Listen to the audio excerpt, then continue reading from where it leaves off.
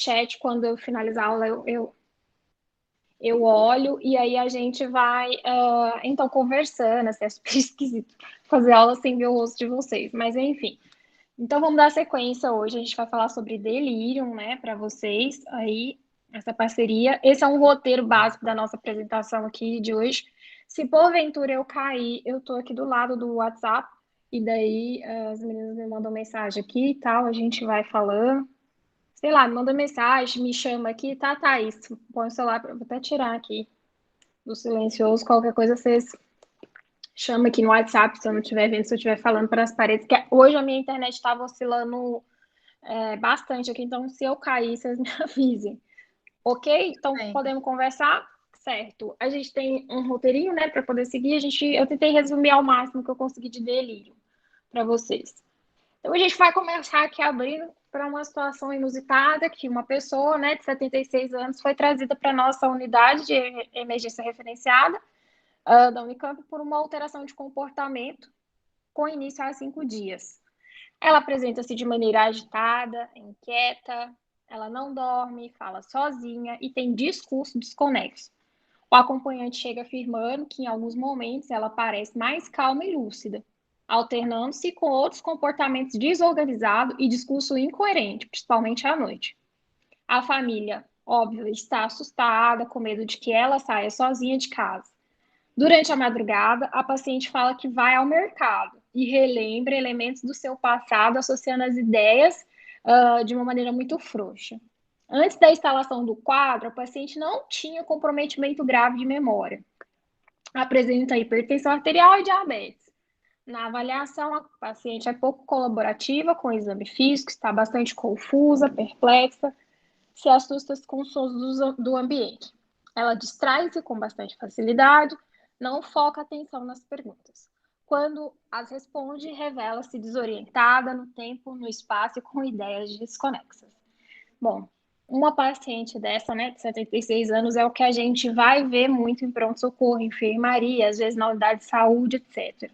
E aqui a gente vai finalizar a aula, vocês vão perceber que tem várias coisas aqui de um quadro de delírio que a gente tem que pensar e tem que investigar e entender o que essa paciente tem de alterações que fazem a gente ter como hipótese de diagnóstico delírio para a gente poder buscar a causa, ok?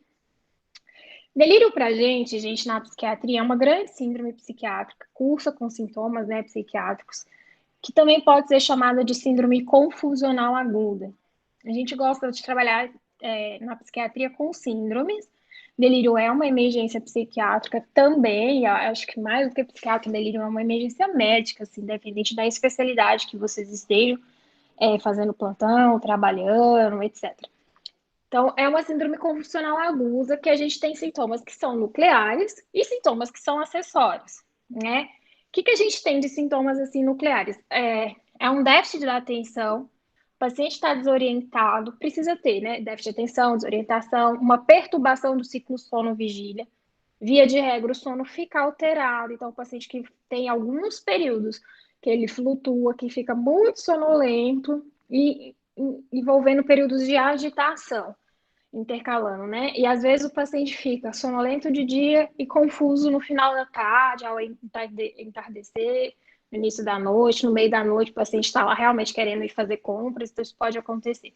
Existe sim um comprometimento da memória, o pensamento do paciente ele fica com uma normalidade, a gente vai falar mais um pouquinho, pode ter comprometimento visoespacial, então aquele paciente que você olha e ele está ali, tipo, delirando, literalmente descrevendo para você algumas alucinações visuais, pode ter, né?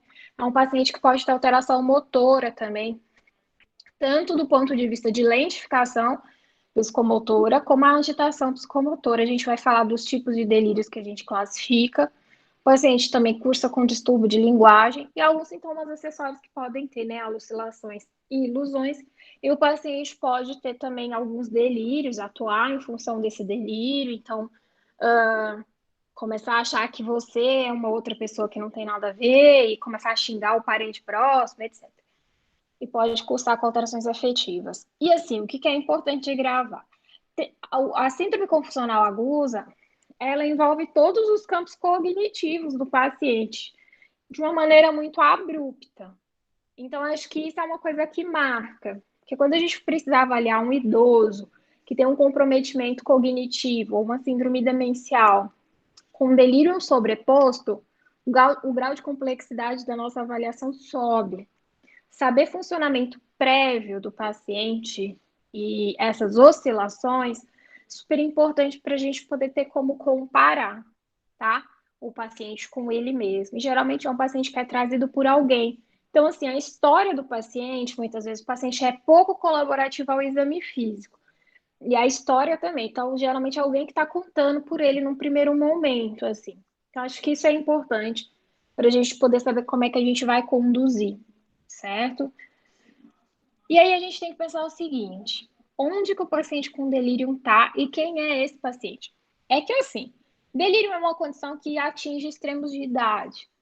Bebês, crianças e idosos são mais suscetíveis por serem extremos de idade, né? Idoso, mais ainda, assim. Então, a gente sabe que de 10 a 45% dos pacientes idosos vão, se forem internados, em algum momento apresentar delírio. Isso já é esperado, né? A grande questão é quando a gente vai fazer esse diagnóstico e o que a gente vai fazer para poder intervir, tá?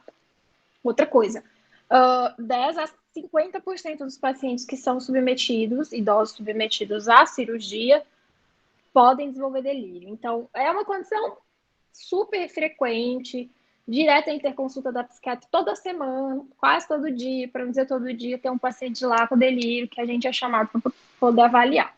Então, é uma condição muito comum, a gente tem que pensar nessa hipótese diagnóstica, assim, quase sempre. E aí a gente vê o seguinte, pacientes, por exemplo, que ficam em UTI, 70% pode desenvolver delírio, pacientes de emergência 10% tem, pacientes de cuidados pós-agudos 16%, pacientes terminais até 85%. Então é uma condição muito comum, assim. O que eu gosto muito de frisar é o seguinte, delírio não é uma condição só de idoso. Qualquer paciente de qualquer idade, submetido às condições, né, que a gente vai falar aqui um pouquinho, daqui a pouco, de fatores de risco, podem desenvolver delírio. Então, isso precisa ser pensado desde qualquer especialidade. Pensou que vai ser médico, não sei o que, pensou em delírio. Num paciente que a gente está avaliando em algum momento que tiver globalmente confuso, assim, então a gente tem que pensar, certo? E aí a gente tem que, na história, quando a gente for caracterizar na amnese, a gente tem que buscar os fatores de risco de delírio desse paciente. Porque, assim, a gente tem fatores que são predisponentes. É aquele fator de risco que ele tá ali, entendeu? É uma coisa que não tem, né? Muitas vezes uma questão de idade, alguns fatores que às vezes nem sempre é modificável, às vezes não, enfim. Então, e tem os fatores precipitantes, que tipo assim, era um paciente que tinha um terreno ali um pouco fértil, e aí o fator precipitante foi lá e empurrou para a condição de delírio. Então, acaba que fator predisponente precipitante, ele se sobrepõe e aí pode vir a ter o delírio. Então, a gente tem o quê? Uma idade acima de 65 anos. Gente, assim, paciente com delírio pregresso tem altíssima chance de fazer delírio de novo, tá? Pacientes com polifarmácia, então às vezes a gente precisa revisar a lista de remédios que o paciente está tomando, se a família não sabe dizer, mandar buscar em casa, trazer os remédios, mostrar lá, porque faz diferença. O idoso que é frágil também, pacientes com etilismo pregresso, doenças hepáticas, pacientes depressivos, né? Paciente que tem déficit cognitivo, déficit sensorial, doença grave, que está em uremia, tudo é fator predisponente, assim, isolado, já aumenta a chance de ter delírio, tá? E os fatores precipitantes podem ser doenças agudas, privação de sono, paciente desidratado, paciente imóvel, paciente constipado, né? Paciente que muda de ambiente, às vezes a gente vê idoso fazendo delírio com mudança, né? De uma casa para outra do parente faz um delírio, desorganiza. Paciente submetido à cirurgia, paciente que usa substâncias psicoativas, mais de três, então é perigoso, né, para delírio, paciente desnutrido, paciente com sonda vesical e pacientes que sofrem iatrogenia nas internações da vida que a gente vive vivendo, certo? Outras causas comuns de delírio, né, assim, acho que disparado, drogas e medicamentos são disparados, assim, causa de delírio, que a gente tem que saber na história. Está buscando a história, ele pergunta, o que você usa, o que a pessoa usa, tal, o que você sabe que o seu pai usa, sua mãe usa, que tem que perguntar. Assim, para o acompanhante, né, que traz esse paciente para a gente na emergência. O paciente usa álcool, usa alguma substância hipnótica, sedativa, benzodiazepínico, tem que perguntar, tem chance de estar intoxicado ou em abstinência. O paciente usa anticonvulsivante, antidepressivo, medicações hipotensoras. Gente, antiparkinsonianos eu nunca vi dar tanto delírio. O paciente chega virado no giraia pra gente, então tem que perguntar se não tá, iniciou o uso, tá? Inclusive a amantadina, que às vezes a gente pensa que o antiparkinsoniano que não vai dar tanto efeito colateral assim, às vezes a gente tem muitos sintomas alucinatórios com levodopa e outras medicações, então tem que perguntar. Corticoide também deixa os pacientes bastante confusos muitas vezes. Os digitálicos, bloqueadores de H2, os narcóticos, as fenotiazidas, enfim, qualquer coisa de medicação introduziu, tem que perguntar se começou a tomar naquela semana, porque como o delírio é uma coisa aguda, a gente vai ter que ir atrás do que pode ter desorganizado o paciente, beleza? Outras causas comuns, né? As infecções de todos os tipos e jeitos e possibilidades, então meningite, pneumonia, pielonefrite, se o paciente já tiver um critério para estar em septicemia. As doenças cardíacas podem ser causa de delírio, então, por exemplo, arritmia, ICC, um paciente com IAM, então a gente tem que ir atrás, né, dessas causas também. Distúrbios metabólicos, assim, disparado, né? Causa de delírio. Não é incomum, a gente pega todos os distúrbios hidroeletrolíticos que a gente puder ter direito mais um pouco. Hipercalcemia pode causar, hipoglicemia, hiperglicemia pode causar um delírio, né? A hipóxia também é muito frequente, insuficiência hepática, insuficiência renal. Então, assim, o céu é o limite aqui. O paciente pode ter um delírio secundário à epilepsia, alguma doença vascular. O paciente pode ter uma anel, né, não é incomum a gente ver, viu, gente, pacientes com tumores primários do cérebro ou com metástase, principalmente pacientes em cuidados paliativos, né, pacientes mais velhos, é comum até de se ver. Paciente que tenha traumatismos, né, e aí, traumatismo aqui, cirurgia, anestesia entra como um trauma.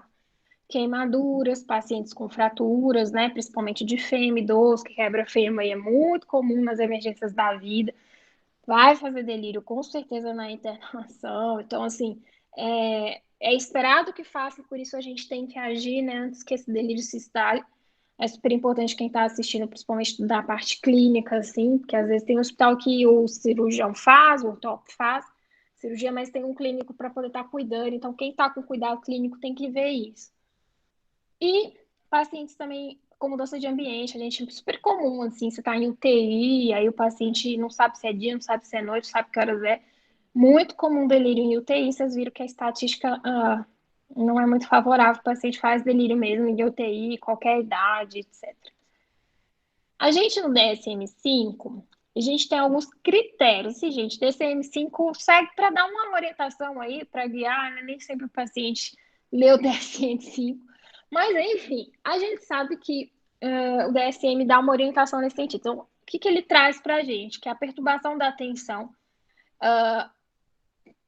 a perturbação, ela pode se desenvolver também em um breve período de tempo, né? Então, em geral, horas, poucos dias, isso é do delírio mesmo, de ser uma coisa mais abrupta, porque aí lá na frente eu vou diferenciar para vocês condições de diagnósticos diferenciais de delírio. E aí a gente vai conseguir pensar que outros quadros vocês vão ver que precisam do tempo para desenvolver, né? Assim, então não é uma coisa abrupta. Esse negócio de ser abrupto, isso precisa ser sempre visto assim na história do paciente, né? E aí de uma mudança abrupta da atenção da consciência basal, então porque às vezes a gente tem paciente com demência que vai fazer delírio, né? E aí na demência a gente perde um pouco dessa questão como é que era isso antes no paciente, então por isso que tem que comparar ele com ele mesmo em algum momento da história. Só que assim, é muito comum que o paciente tende a oscilar a gravidade ao longo do dia. Então, quando você estiver dando plantão, vocês estão fazendo 24 horas dentro do hospital. O paciente, gente, sem mentira, vai dar sonolência, a agitação, pronto-socorro em menos de tipo 18 horas no seu plantão, assim, praia. Né? Então, é uma condição de delírio. O critério C é uma perturbação adicional da cognição, então ele pode cursar com déficit de memória, desorientação, alteração de linguagem, essa capacidade de vídeo espacial e da percepção de onde que ele está. Então, às vezes, pacientes, né, não sabem que ele está na emergência, ele fala que está em qualquer outro lugar, menos numa emergência de hospital. A gente sabe que os critérios, né, essa perturbação da atenção e da consciência, que não consegue se orientar muito bem no ambiente, são critérios que eles não são explicados por nenhum outro transtorno neurocognitivo que pré-existe, né, ou que está estabelecido, ou que está em desenvolvimento, porque isso ajuda para a gente pensar em diagnóstico diferencial. E ele também não ocorre num contexto de um nível gravemente diminuído de estimulação como o coma, né? Então, assim, são os extremos. Nem o paciente está em coma, nem o paciente tem outras condições que podem justificar o fato dele estar daquele jeito. E aí a gente precisa de ter evidências, tá? E aí isso é super importante a partir da história, do exame físico ou dos achados laboratoriais, de que isso precisa necessariamente ser consequência direta de alteração fisiológica de alguma outra condição dessas que a gente falou, né? Intoxicação, abstinência de substância, exposição à alvotoxina, alguma coisa, porque assim, a causa do delírio ela é múltipla. Pode ter sido alguma desorganização que vai interferir no comportamento do paciente, perturbar a atenção e ele evolui confuso e a gente vai ter que ir atrás disso e precisa achar, tá? E não podem ser as outras coisas que a gente vai falar nos diagnósticos diferenciais, até porque dá para, pela história, muitas vezes o curso neuroimagem a gente consegue diferenciar, ok? E aí a gente separa o delírio, assim, geralmente em 3 tipos. Tem o delírio hiperativo, o delírio hipoativo e tem o delírio misto. Tem autor que defende que o misto nada mais é do que os 2 tipos sobrepostos em 24 horas, né? E aí o hiperativo, geralmente, o que a gente tem no delírio hiperativo, né? A quantidade de atividade motora, então realmente um paciente fica mais agitado, ele não consegue controlar essas atividades, ele fica mais inquieto e é um paciente que pode ficar peregrinando por aí. Assim, gente, é difícil falar para vocês sem ter um vídeo mostrando, mas vocês frequentando as emergências da vida, as enfermarias da vida, vocês com certeza vão ver algum paciente assim. Impossível formar sem ver um paciente desse jeito, tá? O delírio hipoativo, além disso, em 24 horas, né? Você pode ter diminuição da quantidade das atividades, então o paciente fica mais quietinho, tem uma lentificação com velocidade, né? Reduz a velocidade das ações que o paciente faz. Ele é um paciente que fica hipoalerta, assim, tem pouca reação emocional, fica bem passivo em relação ao ambiente que ele está. Diminui a quantidade da fala, do discurso, muitas vezes ele fica muito restrito, ele não está muito disposto a falar. É um paciente mais letárgico, vocês vão perceber isso, assim, o paciente, né, fica pouco alerta, bem retraído, ele fica mesmo desconectado do ambiente que ele está, e o misto, o paciente pode oscilar com as 2 características em 24 horas. É super comum da gente ver, na verdade, o misto é o mais comum. O hiperativo chama a atenção de todo mundo, e o hipoativo a gente tem que prestar atenção porque a chance de morrer, porque a gente come bola do diagnóstico é alta. Então, o hipoativo, a gente às vezes deixa passar batido, porque, por exemplo, a gente está um caos aí nas emergências da vida por conta do Covid. O paciente que está quieto, sem gritar, é o mais grave que tem, porque tem alguma coisa errada. Né? Então, assim, não que o que está gritando lá quando ele é hiperativo a gente não precisa ver. Estou dizendo o seguinte, às vezes não chama a atenção da equipe, porque o cara não está demandante, às vezes o cara está afundando, ele está fritando o cérebro e a gente não está de olho. Então, é uma coisa que a gente precisa estar de olho.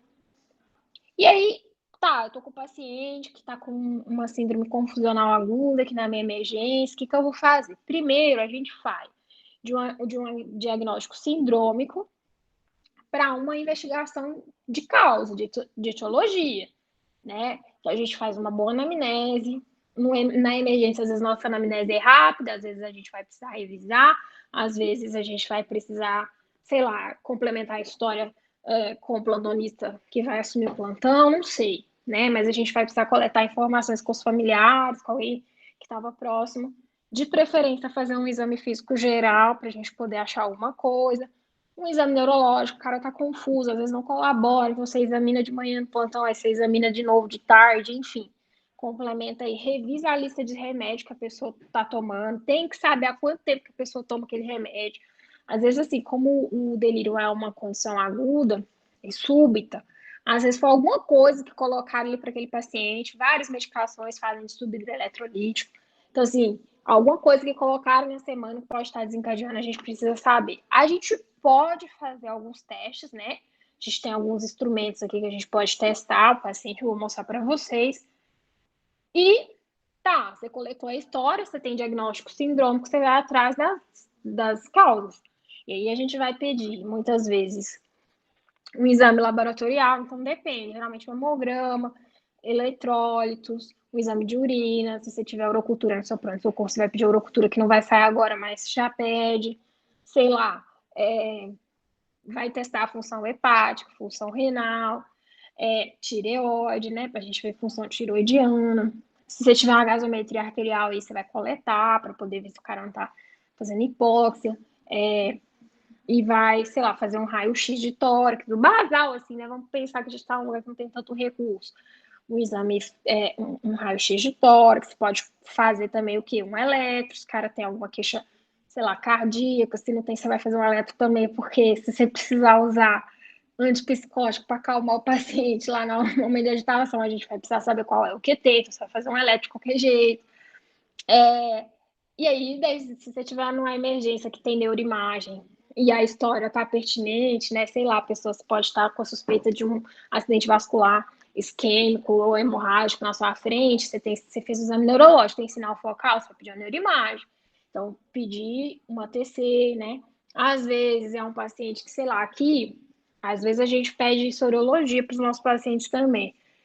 De repente, você está achando que o cara está com a neurocífilis, não sei, né? Você não vai conversar lá com o neurologista do plantão, vamos fazer a punção lombar, ou tá suspeitando de uma meningite, então vamos coletar líquido. Então, às vezes, depois que você fez o exame de imagem, viu que não tem sinal de herniação, bora coletar uma punção lombar para poder ver o que vem nesse líquido, porque às vezes a gente vira o cara de ponta cabeça e os exames estão todos normais e sobram para a gente só a punção lombar, né? Outra coisa também que é muito frequente, às vezes a gente tem que pedir num quadro de delírio, principalmente os hipoativos, a gente pode ter uma suspeita de crise convulsiva e pode ser uma epilepsia, né? Então, às vezes, a gente vai solicitar, lançar a mão de fazer o eletroencefalograma. O delírio tem uma alteração específica no eletroencefalograma, mas a gente sabe que tem as outras alterações. Então, o cara tá lá hipoativo, o cérebro pode estar fritando, porque tá com crise convulsiva, e se a gente não pedir, a gente não vai saber, né? Não vai fazer diagnóstico. Então, é importante também, se tem um EG, solicitar. E às vezes até subir para ir discutir com o pessoal do eletro, às vezes a gente faz isso. Em relação aos instrumentos para auxílio diagnóstico, é o seguinte: a gente tem a que, né, que pode ser utilizado, tem algumas perguntas, mas o instrumento de triagem, que aí até pessoas não médicas conseguem aplicar e conseguem suspeitar de delírio. Tem uma sensibilidade de 94% e especificidade de 89%. A gente tem a CAN que a gente faz às vezes na UTI, que é mais rápido para a gente triar. Aí eu tirei aqui um print do aplicativo que a gente usa, esse Flightbook aí, eles não estão patrocinando essa aula nem nada. Mas eu acho que é legal para vocês terem, para vocês visualizarem, assim, essa CAN é a que a gente usa bastante em UTI, lógico que se o RAS for -4, -5, a gente fica sem condições de avaliar, mas é importante fazer, né, a escala de sedação para a gente conseguir marcar, né, o que se aplica para a gente ver qual é, o que pontua para a gente suspeitar aí de um delírio, né? Tem a DRS que pode ser utilizada para a gente poder aferir a gravidade do delírio, uma sensibilidade de 92,6% e uma especificidade de 94,6%.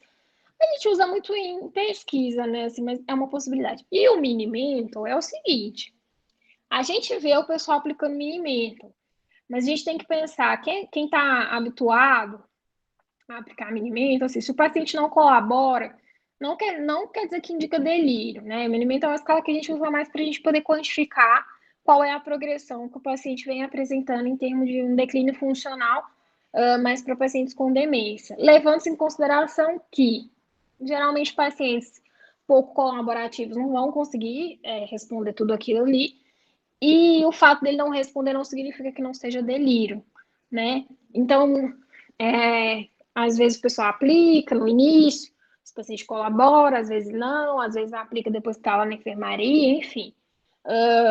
Aí fica a critério do avaliador, tá? Mas eu estou mostrando para vocês que existem instrumentos que a gente pode ajudar a gente a confiar e tal, certo? Vamos ver. E aí, aqui o que eu mais gosto, assim, eu acho que se tivesse que gravar uma coisa dessa aula inteira, eu gravaria essa tabela. Acho que isso aqui resume, sei lá, 3 anos de residência de psiquiatria resumidos, se vocês querem, é isso aqui. Porque, assim, essa tabela é do meu professor aqui da Unicamp, o Paulo Dalgalarrondo, e é uma tabela muito fantástica, assim, porque o que acontece? São as 4 condições que às vezes a gente tem que diferenciar no serviço de interconsulta. A gente é chamado lá porque, tudo bem, delírio é uma coisa que é ok, parece ok, mas pode não ser ok. A gente que é da psiquiatria, da psicogeriatria, principalmente, às vezes a gente tem que conseguir fazer. Às vezes a gente tem que conseguir fazer o diagnóstico entre delírio e demência, nem sempre a gente faz, mas a gente consegue. A história fica mais para delírio do que para demência. E aí é uma coisa legal, assim. Nós sabemos que o início dessas 4 condições são diferentes, assim, delírio é agudo, demência, gente, síndrome demencial é insidioso. Se a demência que veio do nada, ou ela é demência vascular, tá? Porque demência, se for síndrome demencial, tem várias causas. Sei lá, isso dá uma outra aula aí. Mas nenhuma demência começa do nada, certo? Existe um padrão de progressão de demência. Então, demência é insidioso. Via de regra, demência é insidioso. Ah, mas a demência vascular, o cara teve AVC, isquemia, sei lá onde. Não, via de regra, né, a demência vascular, ela é em degraus, mas ela é insidiosa também, certo? A depender de qual lugar que pega. Ok. A depressão, ela pode variar ao início, né? Pode flutuar, a esquizofrenia pode flutuar. A gente espera que esquizofrenia, sei lá, vai aparecer na vida adulta, no final da adolescência e início da fase adulta jovem ali, né? Mulheres um pouquinho mais para frente, ali por volta dos 30 anos, depressão ao longo da vida de um adulto pode ter. Então, assim, delírio é reversível? Ah, desculpa, o curso do delírio, ele flutua.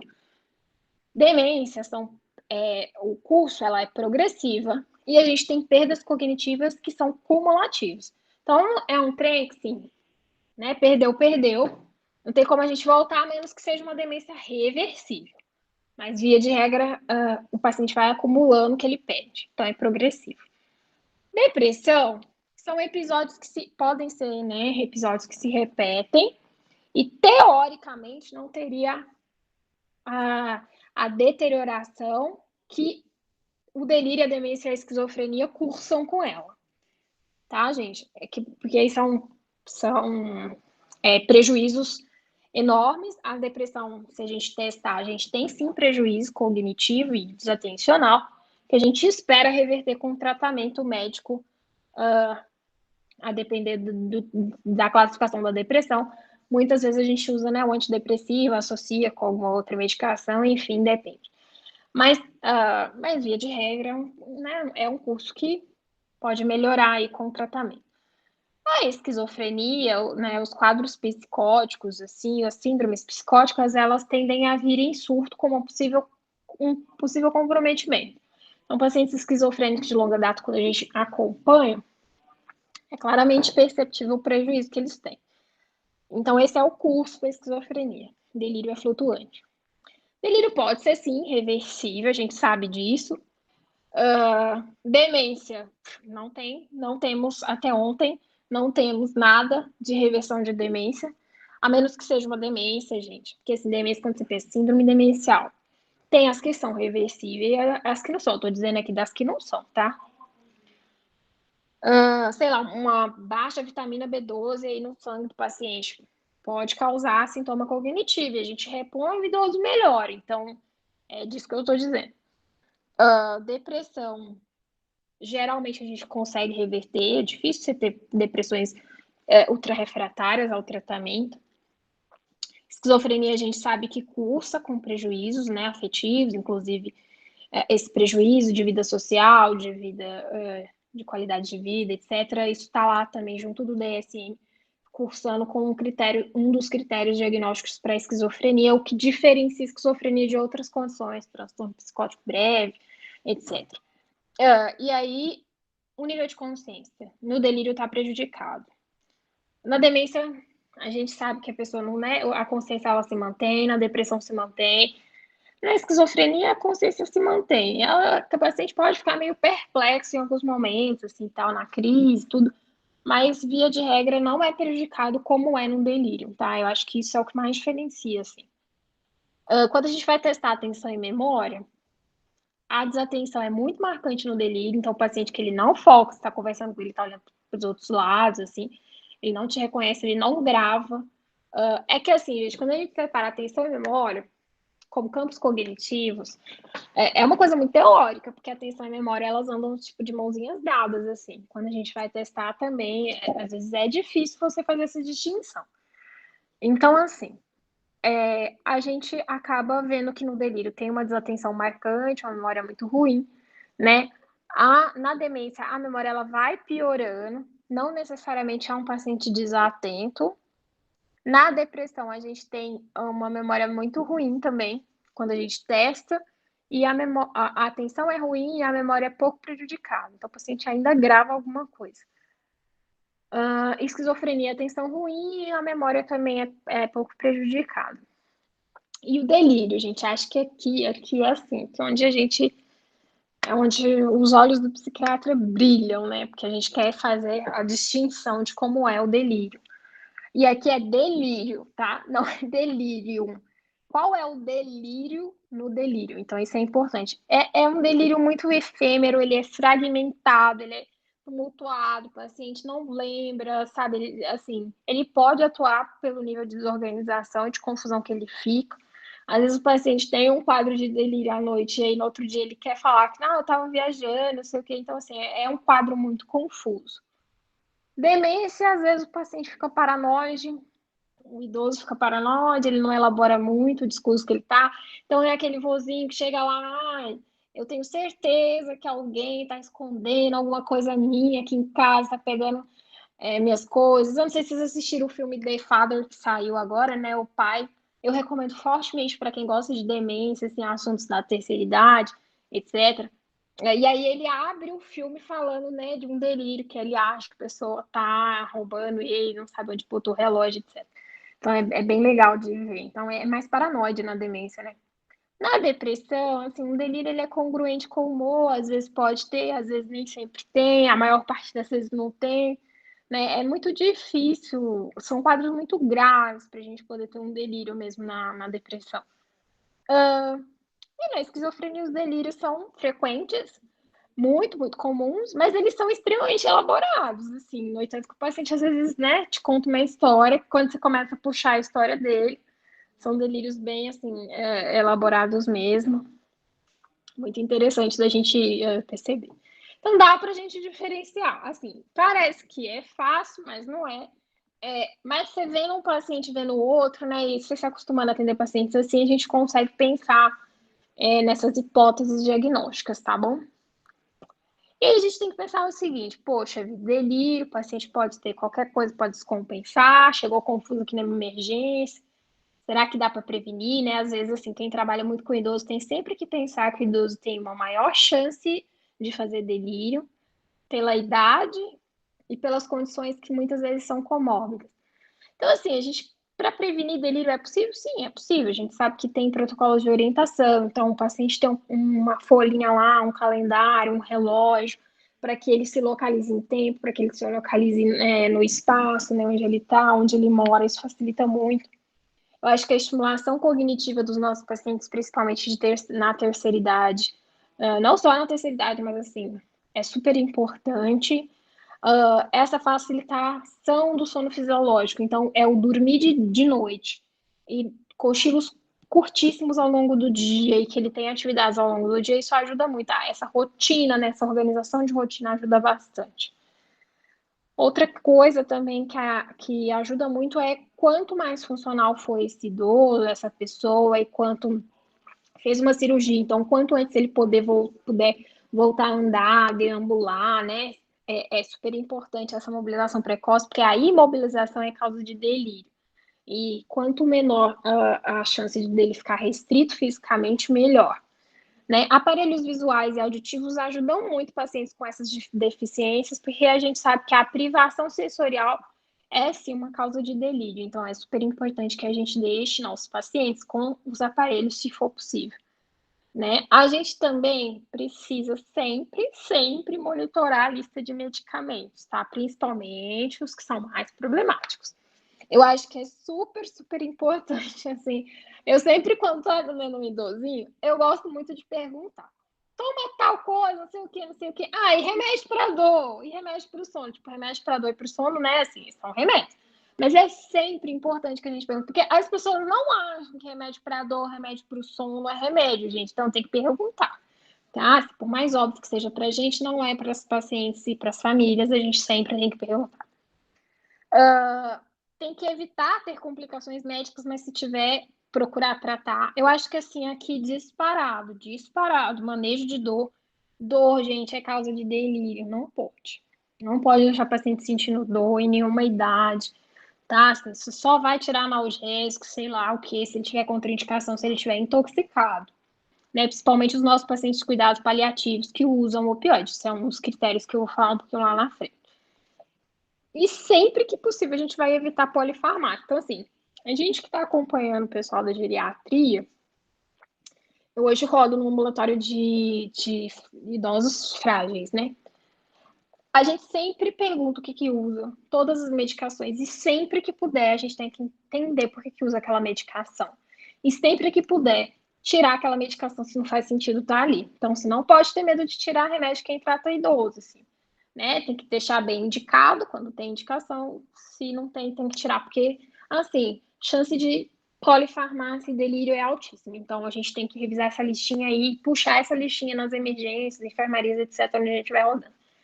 E aí, delírio e cuidados paliativos, né? Acho que é uma coisa que, às vezes, a gente fica em dúvida, porque, assim, o delírio hipoativo, ele parece muito com pacientes que estão no final da vida, assim, evoluindo para a morte. Existe uma progressão para a morte, os pacientes têm isso. Então, o que a gente vai fazer? Você vai, sei lá, às vezes, dependendo da condição prévia que o paciente já chega no pronto-socorro, trazido pela família, dizendo que tem coisa que dá para a gente tratar. Tem coisa que talvez nos cuidados paliativos não vai dar para a gente intervir. E pacientes. Outra coisa que o pessoal às vezes faz. Ah, chegou aqui, tomando opioide, vamos tirar essa morfina mesmo, porque o idoso está virado no giraia, está muito sedado, não sei o quê. Na dúvida, assim, se o paciente não está intoxicado, a gente não vai tirar analgésico do paciente, porque ele vai piorar o delírio por causa da dor. Aí é o bom senso, e na dúvida vai chamar alguém que entende de cuidados paliativos para fazer avaliação, tá? Porque nem sempre a gente sabe avaliar se a pessoa não está intoxicada, né? A pessoa tá sedada e tal, precisava daquele medicamento, foi prescrito por, sei lá, pelo onco, sabe? Deus lá por quem, por uma condição terminal, a gente precisa ver isso e revisar a lista de medicamentos, e aí, às vezes, a gente vai ter que discutir com a equipe que está vendo esse paciente. Super importante administrar também os neurolépticos sistemáticos, assim, e se tiver que precisar num quadro de agitação, o paciente fazer resgate, a gente vai falar um pouquinho lá na frente, para pacientes agitados, tá? No cuidados paliativos, e sempre a gente vai priorizar o que vai agir mais nos receptores que vão interferir na agitação do que sedar. Nossa ideia nos cuidados paliativos não é sedar paciente. A gente só vai sedar se o paciente estiver numa situação de delírio que não está respondendo, a gente não está conseguindo tirar, o paciente está muito agitado, está em sofrimento. Aí é outra história. Talvez seja nos cuidados paliativos um dos poucos pontos que a gente vai concordar de que o paciente precisa realmente estar mais sedado. Mas, via de regra, essa não é a ideia, porque no momento de cuidados paliativos a família precisa conseguir conversar com o paciente precisa conseguir ser assistido, a família precisa conseguir se despedir, Então, um paciente sedado, ele atrapalha isso, né? Então, a ideia não é essa, de sair sedando ninguém, viu? Pelo amor de Deus. E aí, o tratamento? O tratamento tem causa farmacológica. O tratamento, ele pode ser feito por medidas não farmacológicas e por medidas com medicamento, entre aspas, né? Porque, assim, não tem um consenso, a gente vai falar disso daqui a pouquinho. Então, a gente vai tratar as condições subjacentes, sei lá, o cara tá com um subeletrolítico, você vai tratar. Tá com hipoglicemia, você vai tratar. Tá com infecção de urina, tá com pneumonia, você vai tratar a causa de base, tá? A gente sempre pede uma assistência multiprofissional sempre que possível, porque são pacientes que, como flutuam de consciência, existe o risco de broncoaspirar, existe o risco de fazer imobilidade, né, lesões de pele, o paciente fica lá, sei lá, sedada e agita, aí você precisa imobilizar no leito, então isso não é legal. E aí, às vezes, a gente vai precisar de uma ajuda geral. A gente tem que fazer, às vezes, muitas vezes, focar em intervenções não farmacológicas. Não existe no delírio você fazer o manejo de agitação com remédio e não fazer intervenção não farmacológica, viu, gente? Isso também é iatrogenia. Então, é importante que a gente tenha essa visão. E sempre, sempre a gente vai gerenciar a agitação, porque é o seguinte, na agitação o paciente se põe em risco e coloca as outras pessoas em risco. Não é comum o paciente às vezes estar no hospital e, sei lá, de repente sai pulando lá os andares, achando que está correndo dos Smurfs que estão atrás deles, entendeu? Então, assim, precisa gerenciar a agitação, isso é grave, o paciente se põe em risco. Aí você fala, nossa, tentou suicídio, o cara nem sabia que estava se colocando em risco, porque ele não tem consciência do que ele está fazendo. Então, é preciso gerenciar a agitação, se o paciente tiver mesmo, a gente não pode comer bola na agitação. Das intervenções não farmacológicas, sempre que possível, um ambiente calmo e confortável, que é o que a gente não tem nos nossos prontos-socorros, né, via de regra. Fornecer subsídio para que o paciente não se oriente, é de dia, de noite, colocar relógio, às vezes não tem como a UTI. Sim, tem lugar que é chique, as UTI, né, tem como levantar a cortina assim, e ver que é de dia ou não, mas não é a realidade do país afora. Então, um reloginho lá já no quarto já ajuda, né? Se tiver como abrir a cortina, beleza. Sempre que possível, deixar um familiar, às vezes em um ambiente de UTI a gente não pode, a menos que a UTI seja nesses hospitais chiquérrimos aí, mas via de regra não, e agora com o Covid a gente não deixa mesmo. Mas se puder, numa enfermaria deixar e tudo, sempre que possível é interessante. Se não pode deixar uma foto, deixar algum objeto que a pessoa se recorde, se lembre, porque isso ajuda. A gente, de preferência, evita ficar mudando de ambiente, mudando de equipe assistencial. Gente, o que mais desorganiza idoso com demência é mudar de ambiente em casa. Porque, vamos parar para pensar, assim, o cara não forma memória recente. Então, ele sempre vai estar num ambiente que é estranho para ele. E se, na hora que ele começa a acostumar com o rosto de alguém da equipe, sei lá, da enfermagem, e aí troca, para ele é sempre estranho um novo rosto. Isso desorganiza o paciente. Então, assim, parece coisa, coisa mínima, mas faz muita diferença, tá?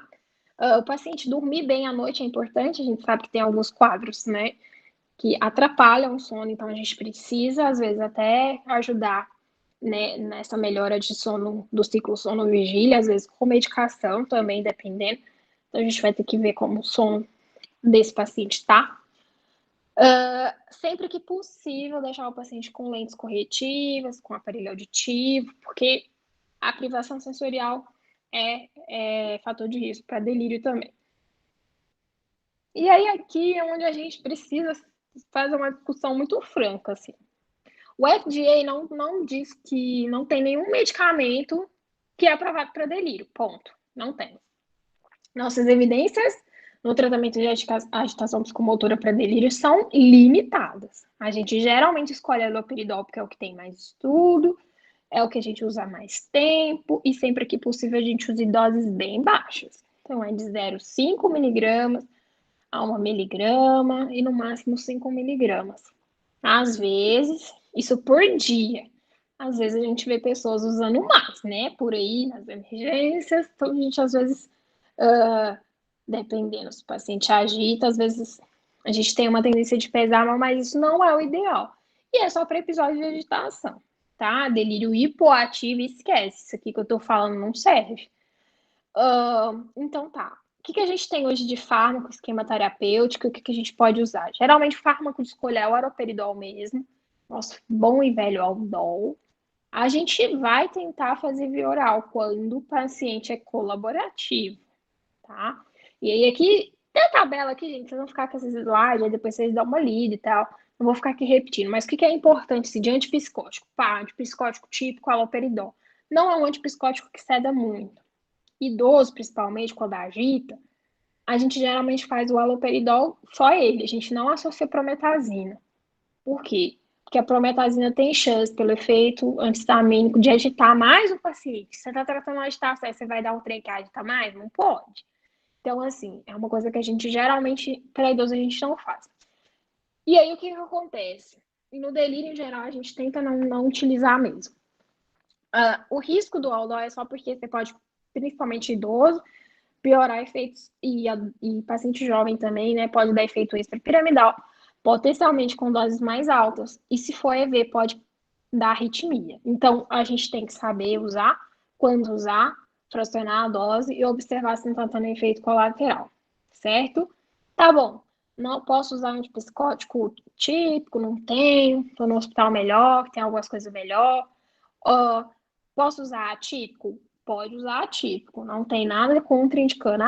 Tal, pode usar. Risperidona, olanzapina, quetiapina, está usando para delírio, em idoso principalmente, doses baixas. Não me manda 2 miligramas de risperidona no pronto-socorro no idoso, porque você vai sedar o cara que não está acostumado a tomar esse remédio. Pelo amor de Deus, gente, isso é muito importante. Vocês podem, sei lá, escolher fazer uma residência, quer largar de ser médico, se desistiu de ser médico, mas isso vocês têm que saber pro resto da vida. Dose de antipsicótico para idoso tem que ser dose baixa. Não vai mandar uma louca de, sei lá, dar 6 miligramas de desperidona por vô, você vai matar o vô, não pode. Tem risco de aumento de intervalo QT, tem risco de aumento de acidente vascular encefálico. E principalmente pacientes com demências, né? Antipsicótico e paciente com demência, é uma coisa que dá muito delírio em pessoas que têm demência, é uma coisa que não combina. Então, pode usar? Pode. Se o paciente estiver agitado, você não vai me cometer iatrogenia de não prescrever, mas prescreve, pelo amor de Deus, em dose baixa. E vai titulando à medida que o paciente tiver resposta, para você não sedar demais o paciente. Isso é uma coisa que tem que saber, não dá para não saber, assim, tem que saber.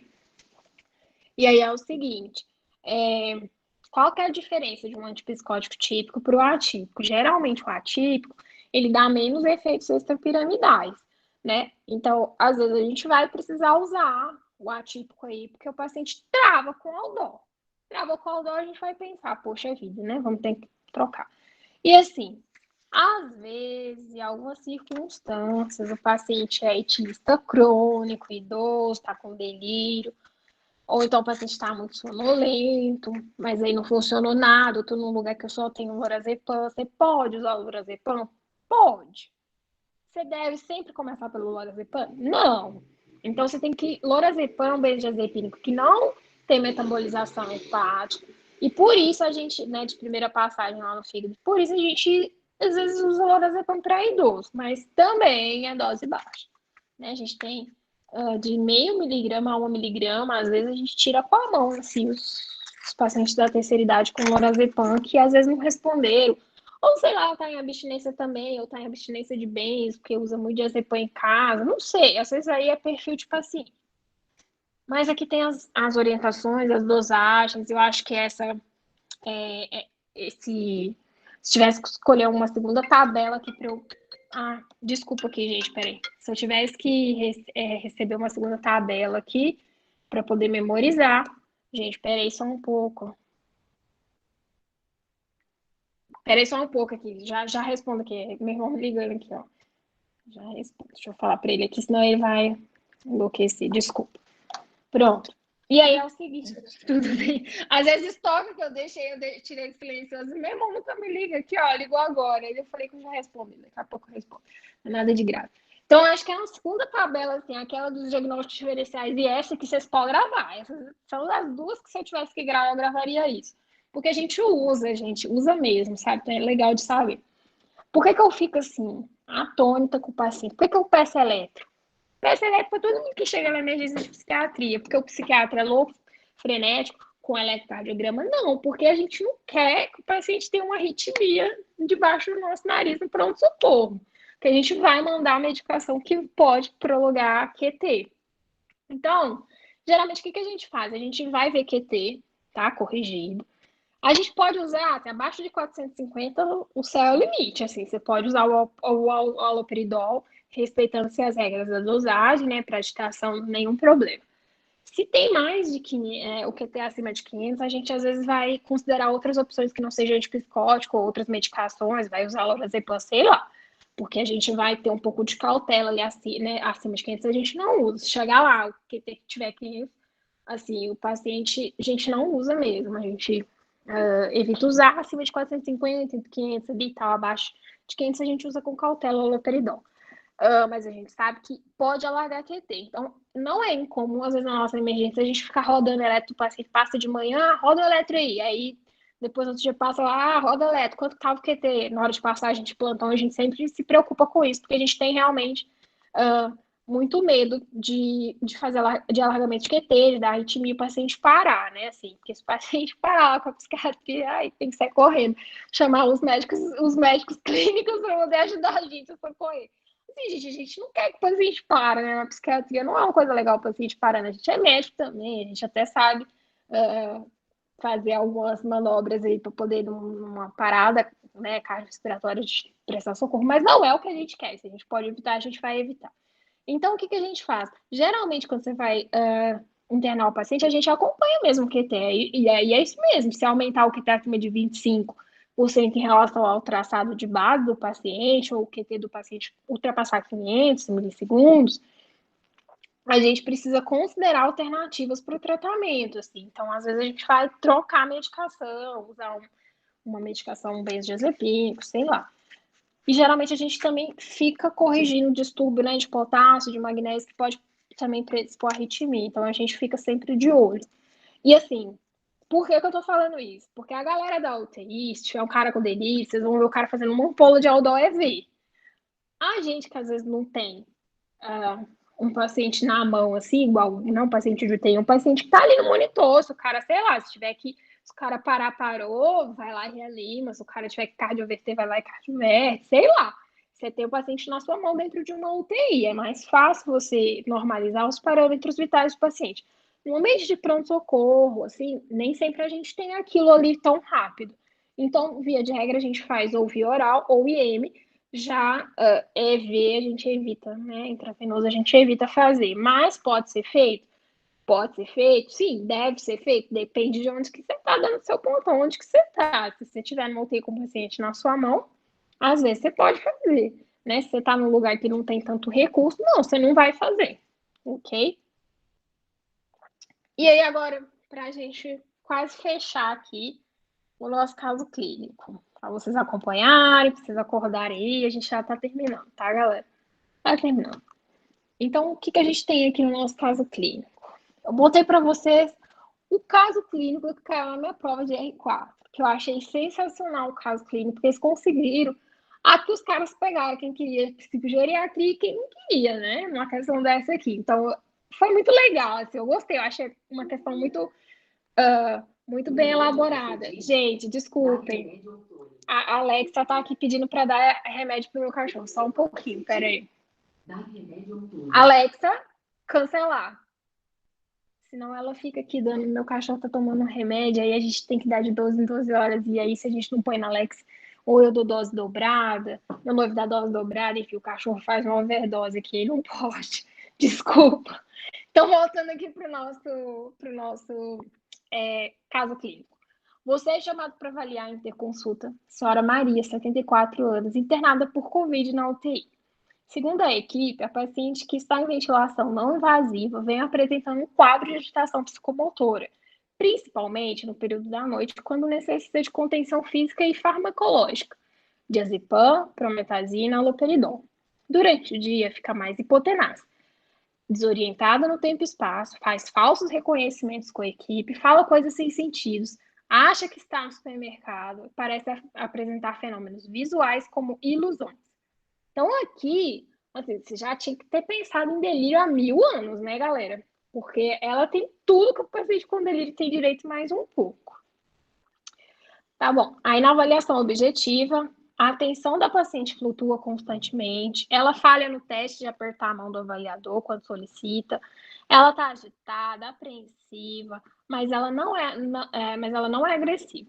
Seu pensamento é desorganizado, ela tem dificuldades em responder perguntas como 1 quilo, pesa mais ou menos do que 2 quilos, né? Então a pessoa está totalmente desorientada aí. Segundo os familiares, a dona Maria, ela vem apresentando algumas dificuldades com memória recente há cerca de 2 anos. Então, peraí. Provavelmente o delírio, né? Deixou ela desorganizada aí, por conta. A Covid deixou ela desorganizada, fez um delírio aí. É muito comum delírio na Covid, como causa. A Covid sendo causa de delírio, né? Principalmente em idoso. E aí, assim, só que ela tem um quadro de base. Então, ela é uma paciente, peraí, memória recente há cerca de 2 anos. Opa, né? Contudo, mora sozinha e mantém atividades básicas e instrumentais de vida diária como sempre fez. Os familiares nunca viram a dona Maria desse jeito, nesse estado de desorganização mental, o que contribui para a nossa hipótese diagnóstica de delírio, lógico. Antes da internação, Dona Maria foi levada a um neuropsicólogo para avaliação. E o relatório mostra uma dificuldade em memória, de evocação tardia, sem disfunção executiva e em outros domínios cognitivos. Sua ressonância nuclear magnética deste período mostra um MTA de 3 e um FASECAS 1. MTA é a escala de hipocampo, tá, galera? Ela pode variar aí, e aí um MTA 3 para 74 anos pode estar começando uma atrofia, e a gente tem o FASECAS, que é para a gente poder ver alterações vasculares, que isso cabe em uma outra aula. O fato é que ele misturou nessa questão comprometimento cognitivo leve com o quadro de delírio. E aí o que ele perguntou para a gente lá na prova de residência? Qual era o diagnóstico de base prévio mais provável para o caso? E aí ele queria um diagnóstico sindrômico e etiológico, que a gente justificasse, e qual que era o diagnóstico neuropsiquiátrico atual, e justificar também qual era a nossa conduta. Aí ele fez uma mistura aí. O diagnóstico atual a gente vai porque é um estado confusional agudo, né? Um delírio. Ele tem uma flutuação de nível de consciência, uma hipotenacidade, versão do ciclo vigília. Tem vários itens que pontuaria, né, para a escala para CAN de UTI positivo, como desorganização de pensamento, falha de teste de comando, então às vezes pede para apertar a mão, o paciente não entende. O paciente com dificuldade cognitiva prévia vão apresentar maior risco, né, para delírio, então ela tem isso. E a paciente tem um CCL, que a gente chama de comprometimento cognitivo leve, tá? E aí, um dos diagnósticos de base dela, que está há 2 anos, né, com aquele quadro lá, ela não fecha critério para demência. Isso foi um pega da prova aí. Porque muita gente pensou que era demência na hora de fazer o gabarito, mas não é um quadro, não pode ser, não é uma demência, porque, assim, as atividades de vidas básicas diárias e instrumentais estão preservadas, né? Então, é uma paciente que tem um comprometimento cognitivo leve, amnésico, que foi testado, né, para avaliação neuropsicológica, que tem um CCL amnésico isolado. Mas isso é outra aula. Enfim.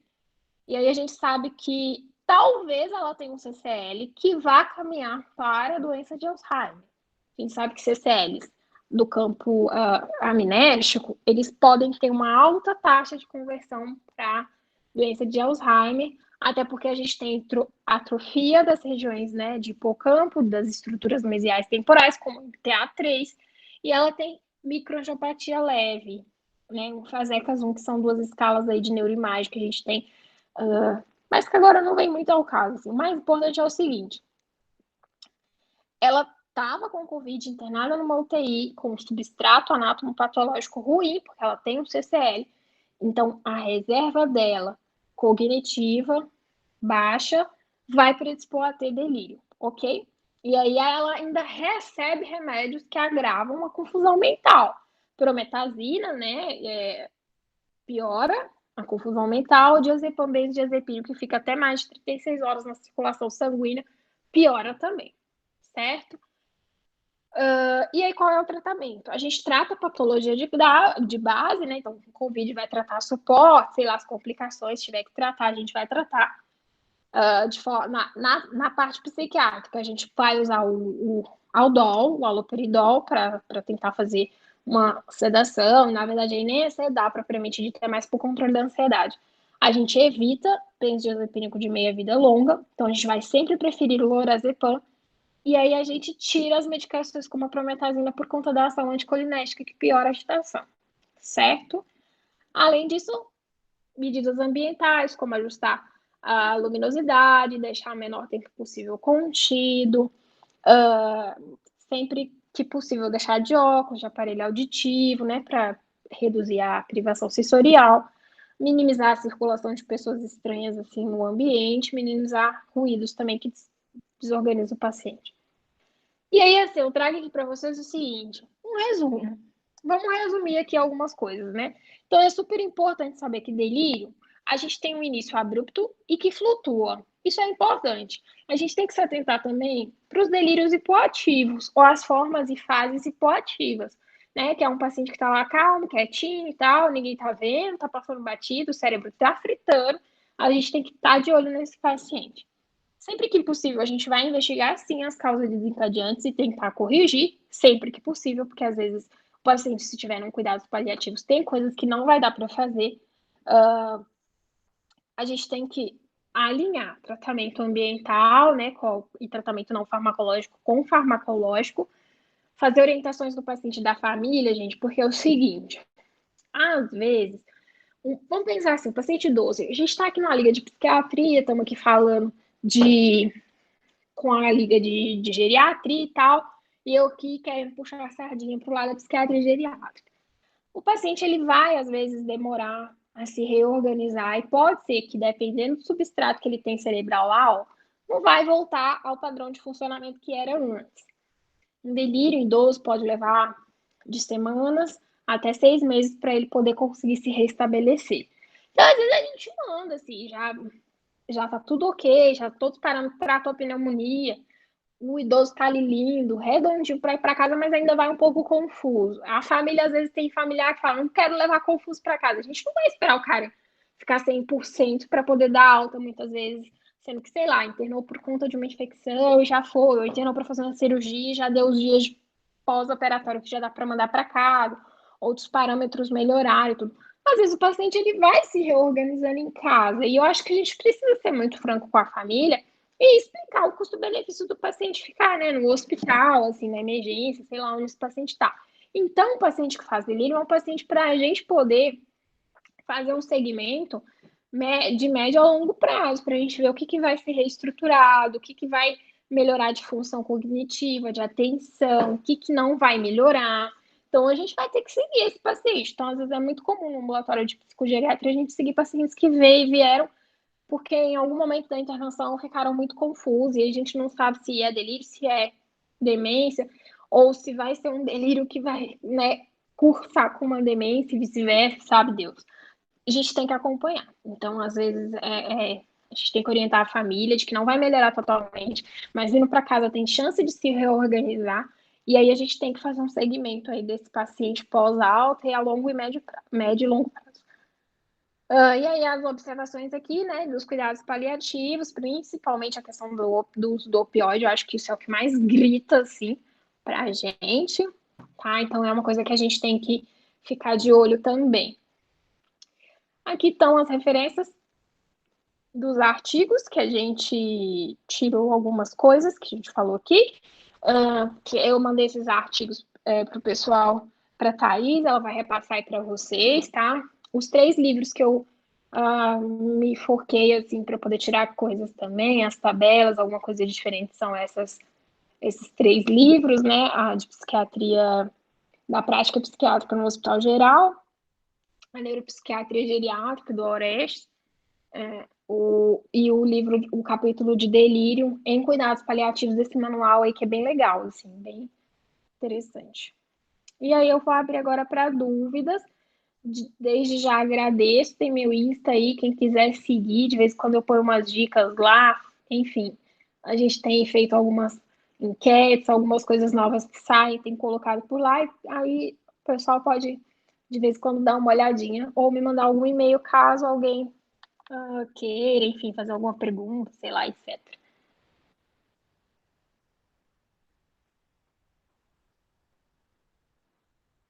Ok? Deixa eu parar de compartilhar aqui e voltar com a minha câmera. Pronto. Se vocês tiverem perguntas, eu não leio o chat aqui, mas fico aí à disposição. Boa noite, doutora. Eu tenho uma dúvida. Quando você fala da parte do relógio que pode ajudar o paciente, isso pode ajudar na recuperação dele?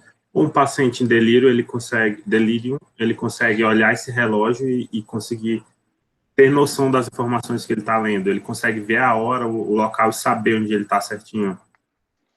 Depende de qual parte do delírio ele vai estar. Assim, ele saber que está de dia, saber que está antes do almoço, saber que está depois do almoço. Se ele tiver de óculos, ele conseguir ver quantas horas são mais ou menos, isso ajuda ele a se orientar no tempo. Então, a orientação temporal, ela pode se dar com o relógio ali, do lado do leito do paciente, ou de frente, assim, na parede. Porque nem sempre o ambiente que o paciente está no hospital, o paciente, eu não sei vocês, assim, já fizeram plantão aí 24, 48 horas, chega um momento que você não tem um relógio, você fica meio perdido, você fala, que horas é agora? Às vezes a gente se perde. Isso acontece com o paciente em UTI também. Ou às vezes até numa enfermaria, que nem sempre tem tanta claridade assim, né? É porque no HGP, as nossas enfermarias, elas são bem claras, assim, e como o HGP fica num lugar legal, assim, o paciente não tem muita dificuldade de saber se está de dia, se está de noite, mas às vezes o paciente tem dificuldade de se orientar se está amanhecendo, se está anoitecendo. Se a gente tem um relógio, se ele não estiver na fase mais confusa do delírio, porque como oscila, né, o paciente fica confuso, pode ser que ele consiga se orientar. Um paciente com delírio, às vezes, você passa a visita de manhã, o paciente está dormindo. Aí, na hora do almoço, ele acorda, ele conversa com você, ele fala, nossa, estou no hospital, não sei o quê. De noite, o cara tá virado um giraia. Então, às vezes, você ter um reloginho ali do lado do leito ajuda a lembrar o paciente de que horas é para ele não ficar tão confuso. Pode ter, pode colocar.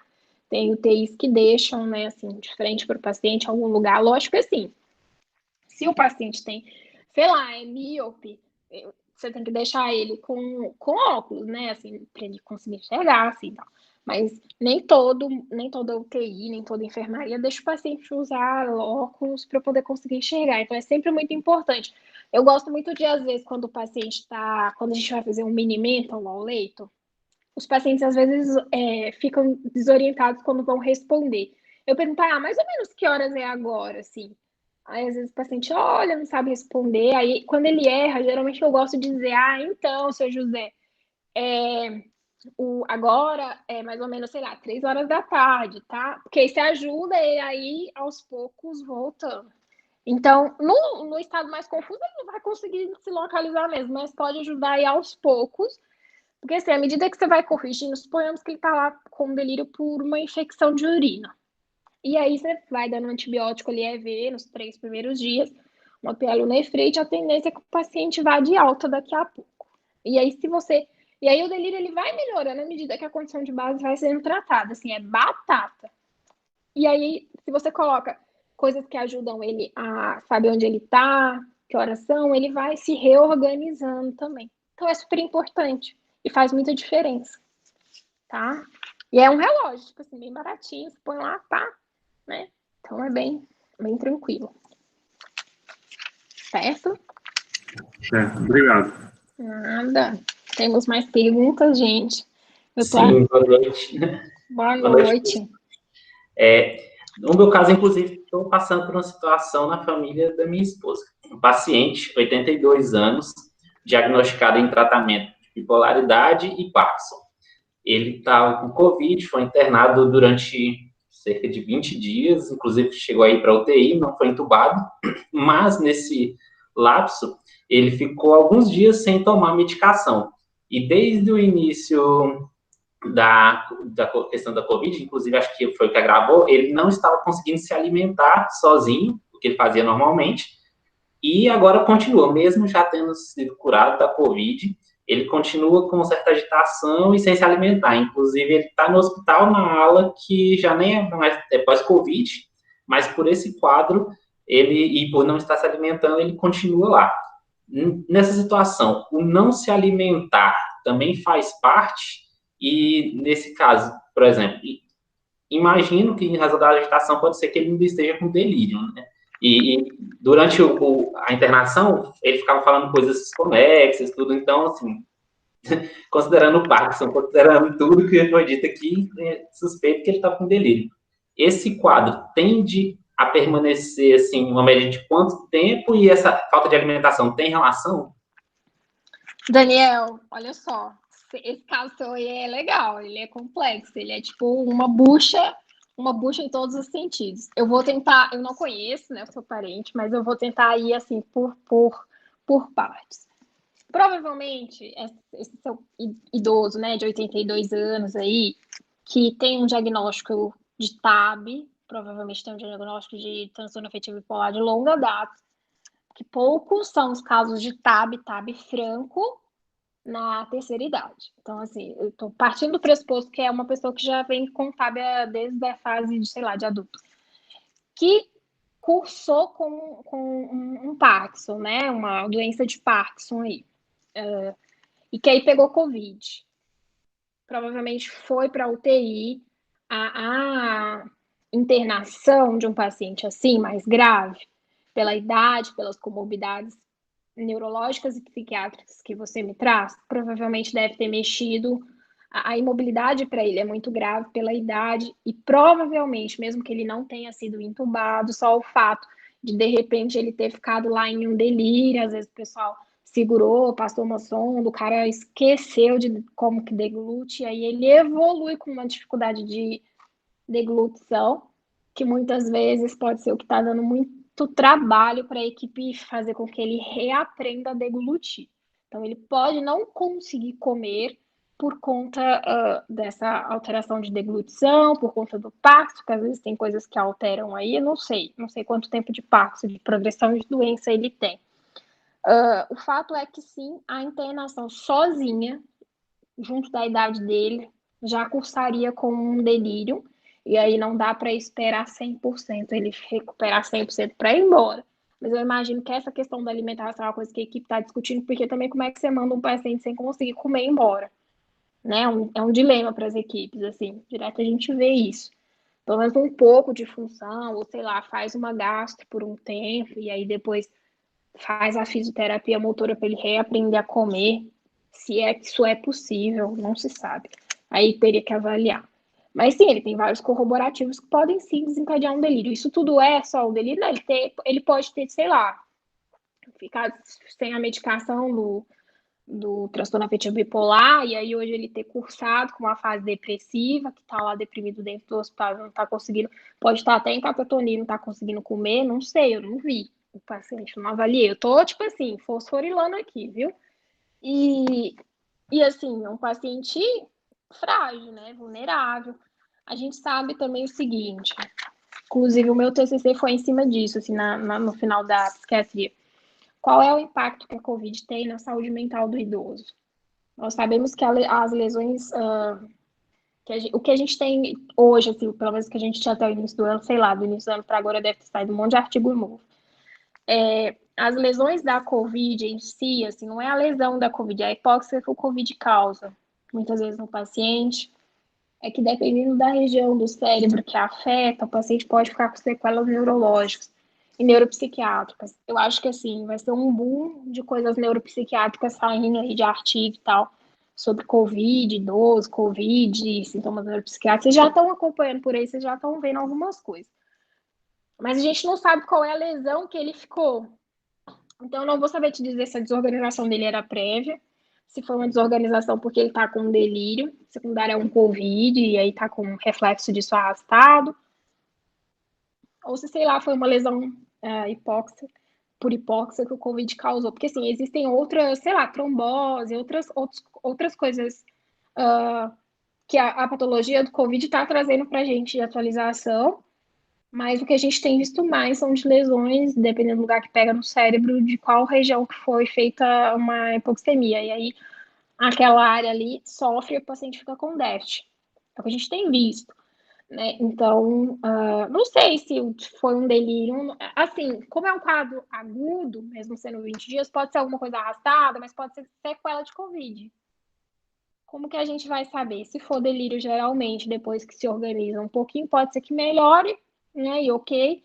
E a gente tem que testar o que vai sobrar da função cognitiva dele quando ele for de alta, porque a avaliação neuropsicológica dentro do hospital é muito difícil a gente conseguir fazer até para o paciente ter colaboração. Às vezes o paciente nem entende. E se ele tiver um quadro demencial associado, aí o neuropsicólogo pira, né? Porque fica mais difícil para fazer exame. Mas, enfim, são coisas que tem que acompanhar como evolui, né? E aí essa questão da sequela do Covid é uma coisa que a gente ainda está pesquisando. A gente não sabe dizer se fica para sempre, se isso reverte, quanto tempo leva. A gente que tem visto alguns pacientes aí pós-Covid, e assim, gente, não é só gente mais velha, não. É que, por exemplo, né, assim, Daniel, esse caso que você trouxe, a pessoa com transtorno afetivo bipolar, ela cursa como uma síndrome desexecutiva. A gente sabe que a pessoa, mesmo eutímica, sem crises, ela tem desexecução. Hoje a gente, assim, já sabe isso. E aí eu sempre brinco e falo que o transtorno afetivo bipolar, ele tá para psiquiatria, assim como o diabetes tipo 1 tá para endócrino. Porque é uma doença que faz fases. E nas fases, a gente tem alteração aí inflamatória que pode cursar com uma neuroprogressão do TAB, levando a um quadro demencial. E aí é um substrato, assim, patológico, assim, excelente para que o paciente tenha um delírio. Um COVID num paciente assim, que é TAB de longa data, às vezes, muitas vezes desorganiza o paciente muito fácil. Então, precisa avaliar, precisa ver como evolui. Acho que a equipe da Fono tem uma tarefa interessante para fazer uma avaliação, para ajudar o paciente a voltar a comer.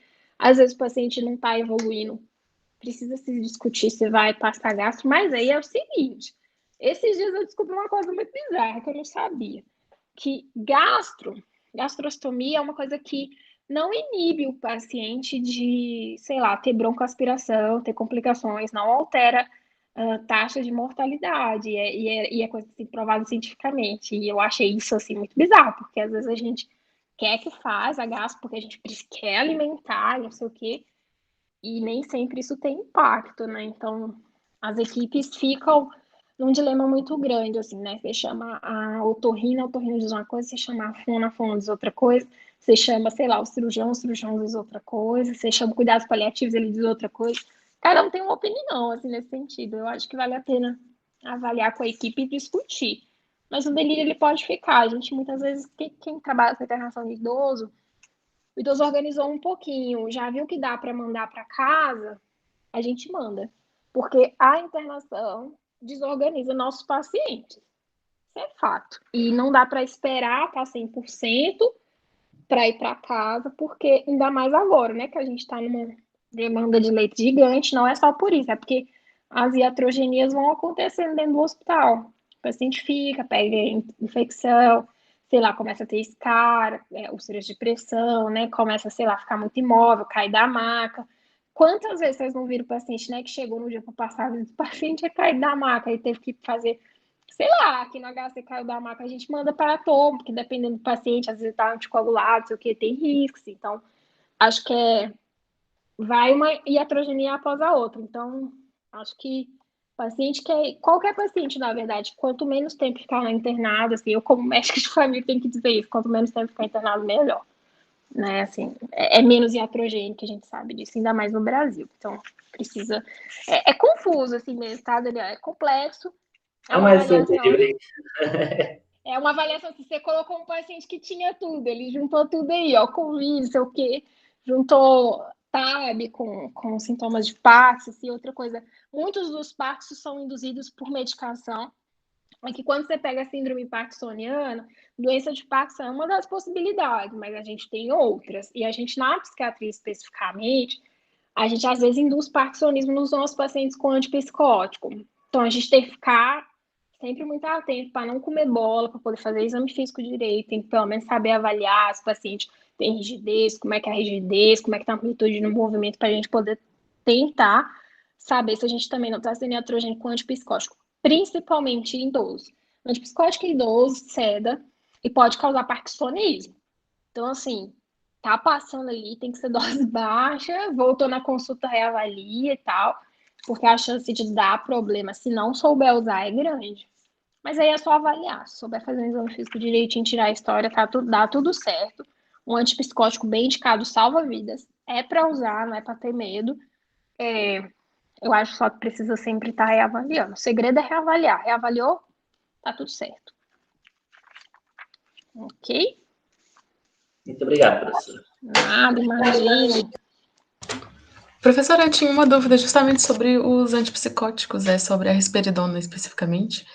Em casos de demência, é uso comum em idosos ou a questão é mais da dose dela do que do uso dela em si? Adorei sua pergunta, Débora, porque é o seguinte: o que acontece? Não é para a gente ficar usando antipsicótico para paciente com demência para fazer controle de comportamento. Às vezes a gente faz isso porque a gente não fez o diagnóstico de demência certo. Aí, quando a gente pensa em demência, síndrome demencial, a gente está pensando o seguinte: quando eu penso em demência, eu tenho demências que são reversíveis, e aí, sei lá, vou te dar um exemplo de uma demência que pode ser reversível, déficit de vitamina B12, que a gente às vezes vai repor o paciente melhora da cognição. Pô, resolveu o problema do VU. Beleza. Às vezes, a gente tem demências de doenças neuroprogressivas, né, mesmo? Então, vai neurodegenerativas, a doença vai evoluir. O que muitas vezes a gente tem que fazer é o seguinte: é um paciente que tem sim, porque assim, a gente tem uma coisa que chama de delírio cognitivo subjetivo. O paciente a gente testa, ele fala, minha memória tá ruim, aí você testa memória normal, atividades instrumentais normais, atividades básicas normais. Esse paciente a gente não vai entrar com medicação. Aí a gente pega o paciente ali que tem um comprometimento cognitivo leve. Você tem uma queixa ou não, você tem independência para atividade básica e instrumental, você faz o neuropsicológico, vem quase nada de alteração. E aí o CCL a gente pode dividir ele em amnésico, não amnésico, dependendo do que campo que fica, ele pode progredir ou não para a doença de Alzheimer e outras demências, né? Então, CCL a gente vai fazer reabilitação cognitiva. Há uma discussão para CCL amnésico, porque a gente sabe que a doença de Alzheimer é progressiva. 10 anos antes, o paciente já começa a ter alteração na fisiopatologia lá da doença. Há uma discussão aí em voga, não é consenso de iniciar inibidor da acetilcolinesterase para esses pacientes, beleza? Mas não é consenso. Paciente que tem demência, a gente tem que ver e tentar achar que tipo de demência é essa. É uma demência de Alzheimer, porque a Alzheimer é a mais comum. É uma doença pré-senil abaixo de 60 anos ou ela é uma demência acima de 60 anos? Porque isso pra gente ajuda muito a gente a pensar em tratamento e até causa etiológica mesmo da demência. É uma demência vascular? Porque demência vascular ela é em degraus. A gente pode usar anticolinesterásico para demência vascular, não é um impeditivo.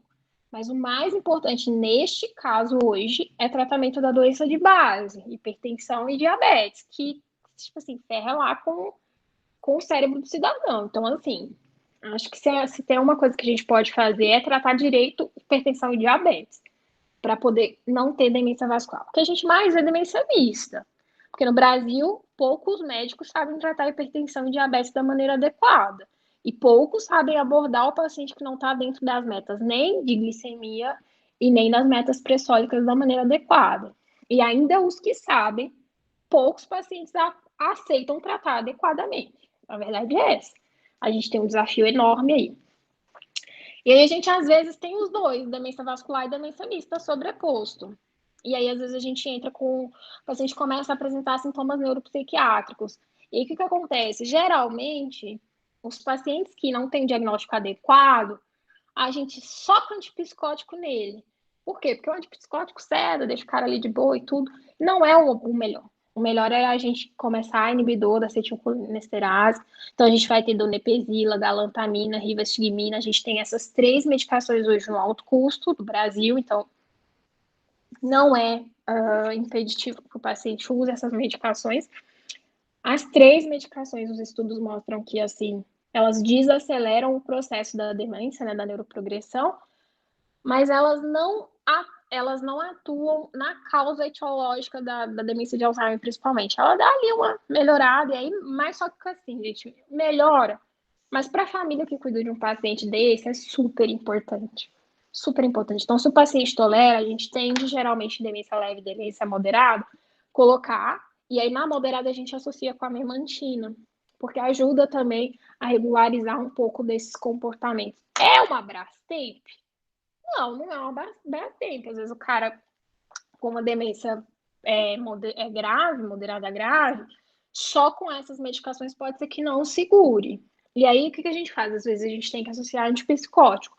Às vezes a gente associa antipsicótico em doses mais baixas, porque são pessoas, porque realmente existe um aumento de mortalidade, um aumento de acidente vascular encefálico aí para paciente que tem demência e usa antipsicótico, então a gente vai usar doses menores.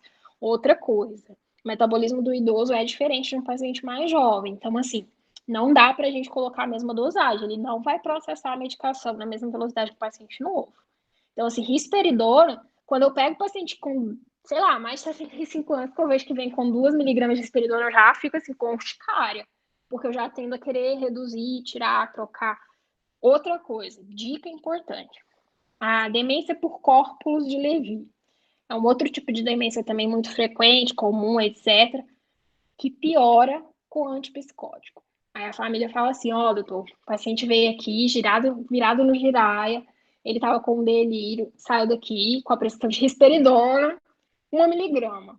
Risperidona 1 miligrama, pessoa acima de 75 anos, é aceitável, a gente vai, beleza, ele estava agressivo, não sei o que, aí você pegou e botou isso. Volta 15 dias depois com você lá no pronto-socorro, doutor, o paciente está travado, vendo um porco em cima da cama aqui. Você tem que pensar que o diagnóstico de doença de corpos de Levy não é só por isso, mas assim, Levy muitas vezes na abertura do quadro quase sempre cursa com alteração assim, de visoespacial.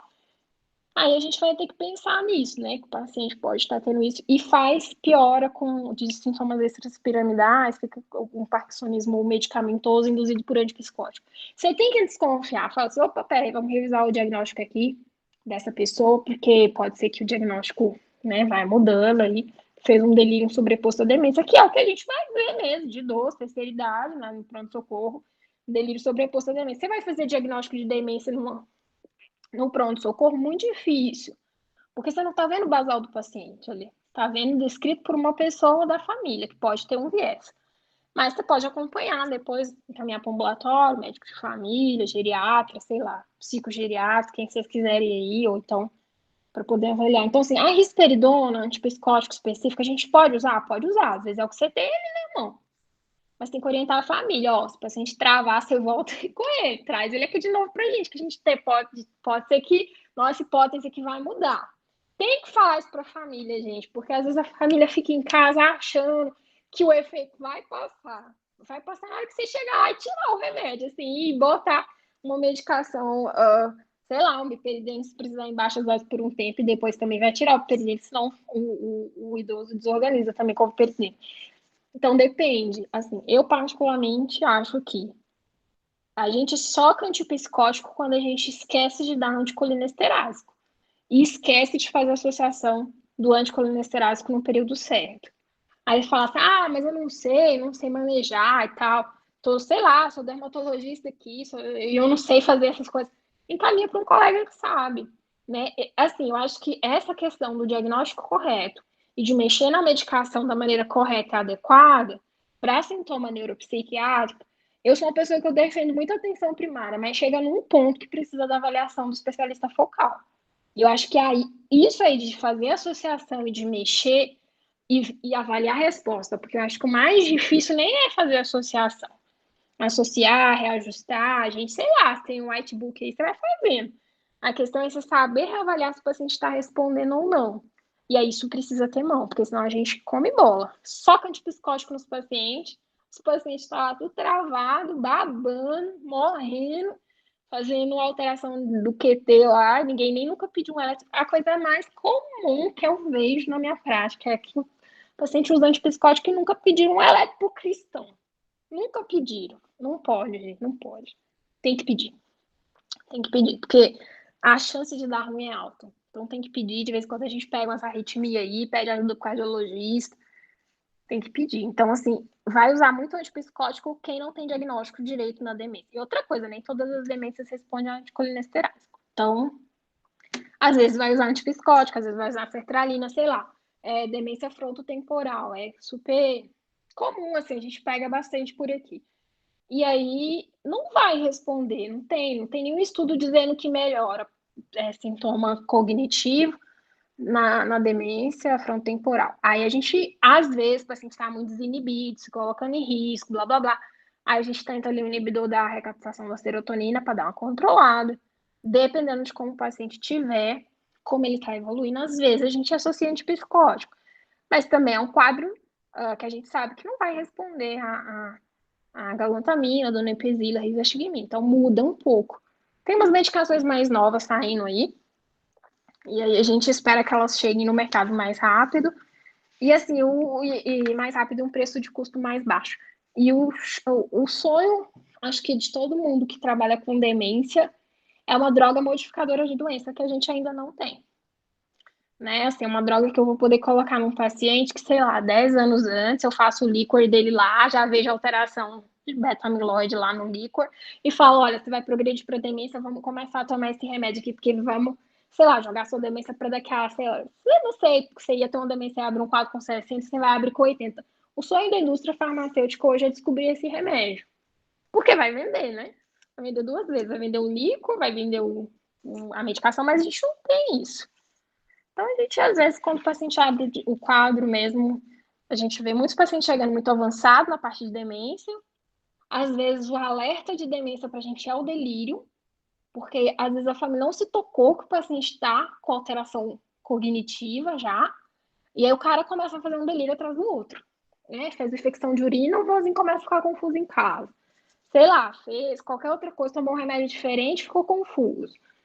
Aí, às vezes, a gente vai testar, acompanhar esse paciente, é um paciente que já atravessou a fronteira ali do comprometimento cognitivo, e é super comum a família falar, ó, depois que ele ficou confuso aí dessa infecção que ele tratou, seja lá, ficou internado, seja lá o que foi, ele nunca mais foi o mesmo. Vocês vão ouvir isso demais. Quem trabalha com idoso vai ouvir isso demais. É porque a família não percebeu que o paciente está ficando assim. Né? Então, aí, às vezes, já chega num quadro muito grave, o colega quer melhorar rápido, lança a mão aí de, sei lá, de risperidona, quetiapina, às vezes lugar que não tem muita coisa, Aldol, vai o que tem, né? Olanzapina. Aí os pacientes saem com as prescrições de antipsicótico que vocês devem pegar por aí. E às vezes não entender muito bem por quê. Eu sempre me questiono por que tá usando esse remédio. Tem que perguntar ao paciente quem foi que colocou. Colocou por qual motivo? Por que tá usando isso? Né? A gente tem que questionar, não tem como. Você quer entender o que está rolando com o paciente, às vezes a família sabe dizer, às vezes não sabe, né? Então, ele estava como quando colocaram esse remédio? Vai ter que perguntar, gente, senão a gente não vai entender nessas prescrições. Mas eu acho que é isso, Débora, assim, sempre dependendo do tipo de demência que o paciente tiver, ver, ou assim, tem que usar, fez um delírio e tá agressivo. Você não vai mandar o cara virado no girar para casa. A família tem que ter alguma coisa lá, senão você tá também sem nenhuma, senão vai voltar no seu plantão. Sempre no seu plantão, vai voltar e falar, doutor, não foi bom, não. Então, assim, você manda a cartinha, ó, vai passar com fulano de tal dia, reavaliar o uso de antipsicótico, porque aí a gente tira, né? A gente tira aos pouquinhos, assim, pro cara não virar no girar em casa e a família ficar com raiva de você e tal. Mas a gente vai reavaliar para poder tentar tirar num segundo momento. A gente faz isso muito, às vezes, com, por exemplo, episódio depressivo, sei lá, a gente é um exemplo muito atípico, assim, tipo, totalmente diferente. Mas eu tô dizendo que na psiquiatria, às vezes, a gente associa pra gente tirar lá na frente. Episódio depressivo grave com sintomas psicóticos é o exemplo maior, assim, que a gente tem. Você não vê um paciente com depressão grave usando antipsicótico pro resto da vida. Se você tá vendo, tem alguma coisa errada. O diagnóstico tá errado, tá alguma coisa estranha aí. O segmento tá errado. Se o diagnóstico tá certo, ele vai tirar. Ele melhorou da depressão, saiu a psicose, a gente vai usar um tempo e vai tirar. E aí, às vezes, para controle comportamental, sim. Tirei o cara, sei lá, ele tinha uma de risperidona, a gente está com um caso para avaliar parecido assim. Está com 2 de risperidona, a gente vai reduzir porque fez sintomas parkinsonianos. Aí, tipo, vamos tirar, o cara vai virar no geral, eu tenho que ver qual a menor dose que ele mantém o comportamento dele ok. Então, nós vamos usar na menor dose. Se a gente não consegue tirar totalmente, a gente usa na menor dose. Então, eu acho que é isso, assim, tem que avaliar direitinho, tá? Não deixa tomando pro resto da vida, não, pelo amor de Deus. Senão o geriatra vai tirar. Se ninguém tira, o geriatra tira, gente, porque o geriatra tira assim mesmo. E eu acho que eles estão certíssimos de tirar, assim, eles questionam, eu amo passar com geriatras lá na quarta-feira, porque os caras revisam a posição item por item, e se você não souber porque o paciente está usando aquilo, você vai ter que levantar da cadeira e ir lá perguntar para a família, descobre, porque os geriatras vão tirar, se ninguém tira, o geriatra tira. Eu acho o máximo isso, porque eu gosto. O geriatra é um médico de família, o médico de família também se intromete aí nas prescrições, e eu acho que tá certíssimo. Tá bom? Entendi, professora. Obrigada. Nada. Boa noite, doutora. Eu tenho uma dúvida em relação tanto ao caso clínico quanto à prática mesmo. O uso de ventilação não invasiva, nesse caso, a gente pode considerar como um fator predisponente para o quadro de delírio? Se você estiver considerando que o cara tá hipoxêmico, você tá usando VNI por causa da hipoxemia, para você usar a hipoxemia, você vai usar VNI para ajudar a melhorar, né? Vou colocar que seja por esse motivo. É mais pela hipoxemia do que pela VNI, tá? É mais pelo quadro que levou a VNI. Agora sim, vou te dar um outro exemplo, tá? Não respondeu a VNI, vai para o tubo. Prorrogar a internação, você pode ter piora do quadro do paciente. E aí é um desastre na hora que você quer desmamar para tirar do tubo. Eu não sei quantos pacientes vocês já viram, às vezes a psiquiatria é chamada, o paciente agitou na hora que foi fazer o desmame ventilatório. Primeiro porque os caras ficam com bomba de midazolam aí, e é muito sedativo, né, também. E os sedativos, eles predispõem a ter um delírio também. Então, às vezes, são desmames muito drásticos, assim. A gente já foi chamado em UTI inúmeras vezes para discutir desmame ventilatório, porque às vezes é difícil. E aí o paciente tira a gente do tubo, você está tentando fazer o desmame ali junto da equipe da intensiva. O paciente agita. Aí você pensa o dilema, o cara tá com um tubo agitando. E aí você precisa sedar de novo. E fica nesse ciclo, né? Então são desmames ventilatórios difíceis. Mas a VNI sozinha não predispõe assim, um delírio. Se ela corrige a hipoxemia, teoricamente, se a causa do delírio é a hipoxemia, ele melhora. Às vezes você vai ter que sedar porque uma pessoa em delírio vai agitar em algum momento e não vai tolerar a VNI. Né? E aí tem outros parâmetros que a gente vai ter que ver se mantém na VNI ou, sei lá, se vai entubar. Mas aí, sei lá, isso aí é uma coisa que eu não vou saber dizer para vocês, porque eu desde a... Sei lá, quando foi a última vez que eu entubei um paciente, então tem muito tempo. Não vou saber dizer, mas uma hipóxia, sim, pode predispoor a delírio, o paciente fica extremamente confuso, e se a gente não corrige, não coloca no O2, não coloca para reinalar, assim, para inalar oxigênio, na verdade, né, o paciente pode ficar confuso, muito confuso.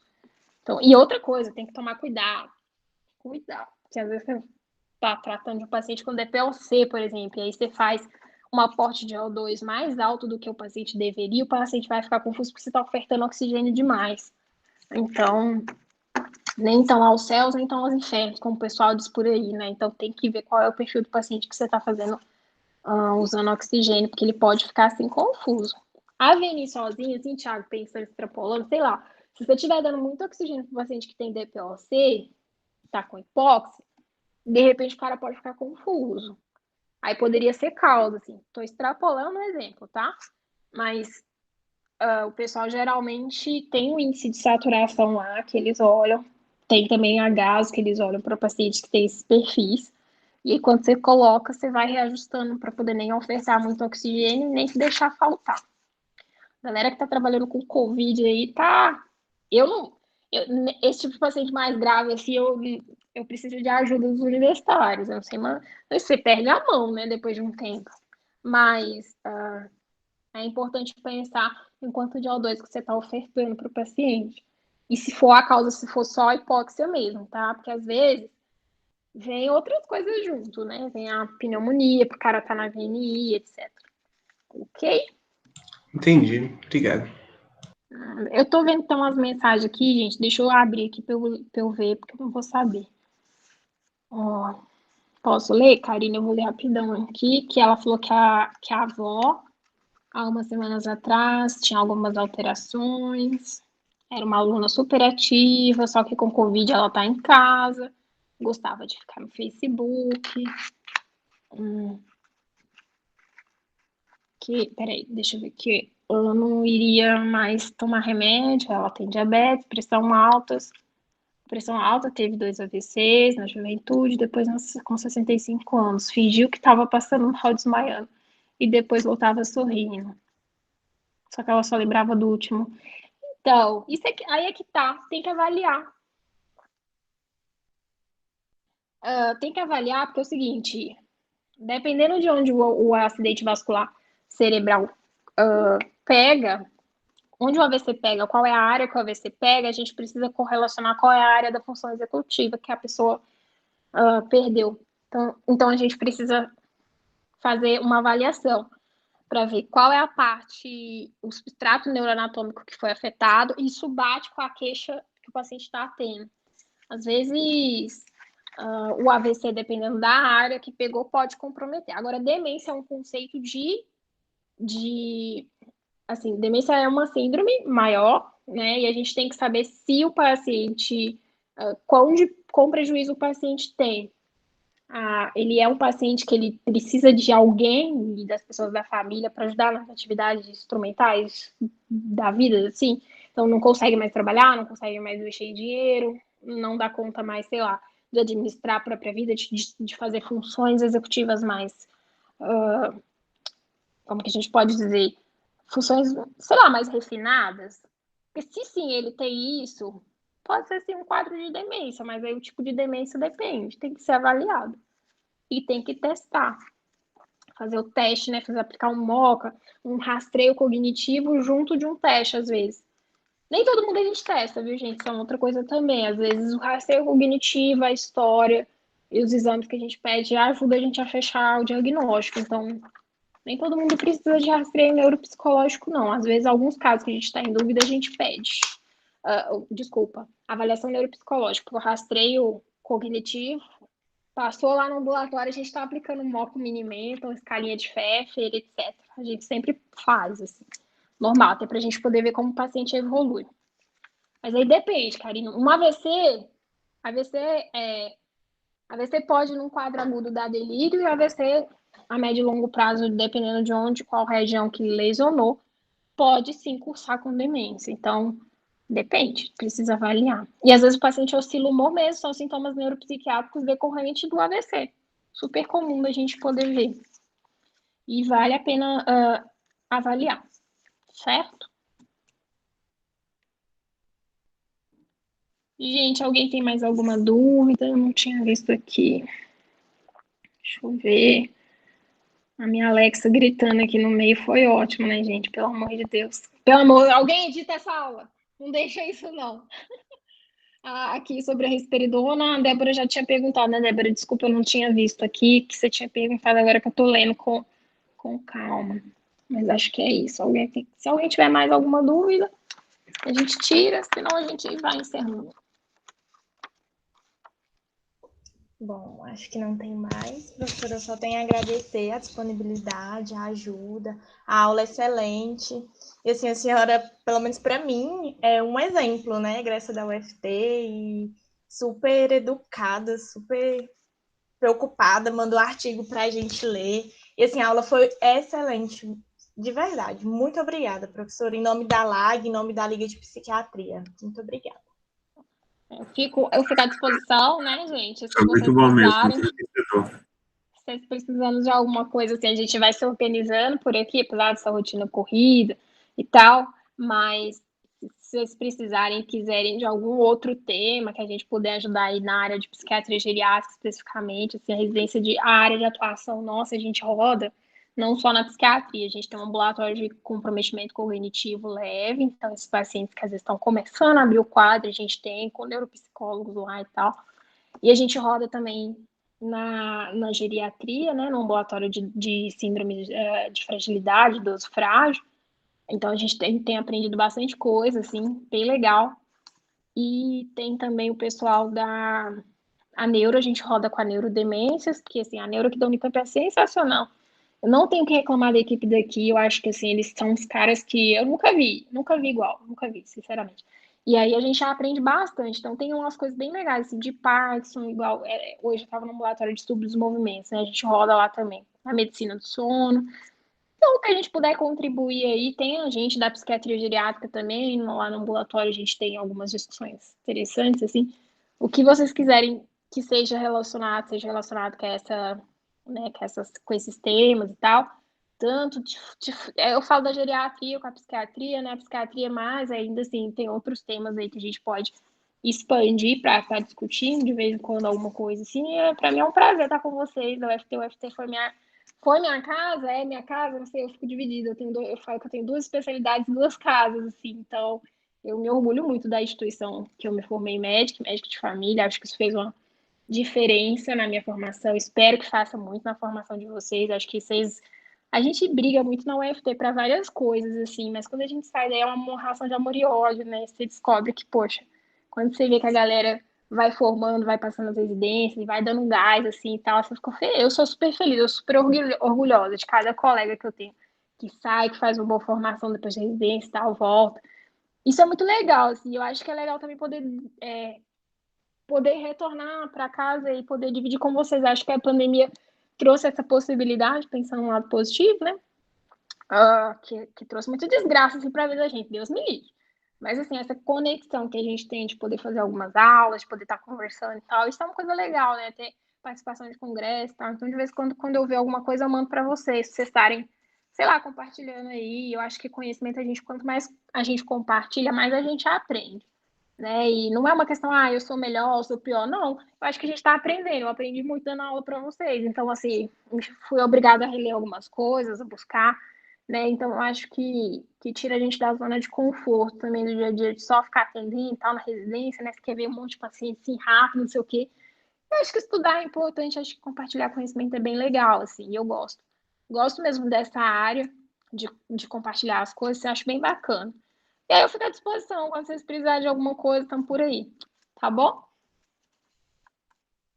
Muito obrigada, Então, doutora. tá, joia. Um abraço para todo mundo, bom descanso, tudo de bom. Tá bom? Até Bem, mais. obrigado, viu? Nada. Obrigada, professora. Nada. Tchau, tchau. Até mais.